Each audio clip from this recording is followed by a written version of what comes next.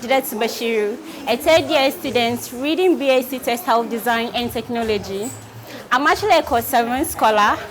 This year's summer camp or school training has really impacted all of us. It has actually been a nice experience. It has helped us. We are actually doing leather work. And since we came here, we've learned a lot about leather work.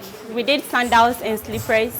And we've learned how to cut the patterns, the kind of materials that are being used, the process, the step-by-step process that are actually needed for you to be able to do the sandals. So with this school training, I think it's actually going to help us with our community projects. For me, for example, my community project is actually about education in teenage pregnancies through school training. So I really want to say a very big thank you to Mastercard, and we are hoping that next year by this time, instead of we doing just the sandals and the shoe, they'll add other stuff to it, such as the bag and other leather works, or using different material instead of using leather.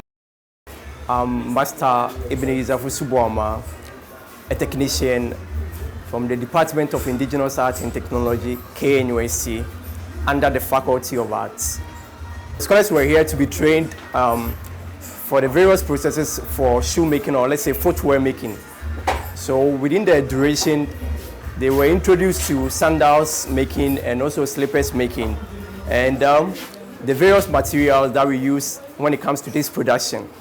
So the students were introduced to last making, how best they can cut their template for their foot size, and also how best they can do it on their own, even if they don't have the industrial machines with them, per the knowledge or the skill gained from the period being spent over here. When it comes to the responses of the students, they are very, very good. They are responding very well. When it comes to their creativity level, I would say it's a plus to them. Because some of them, after introducing to them, they were able to develop their own style that they want. Now I can say that students can produce their own slippers. They can also produce it for their colleagues for a charge.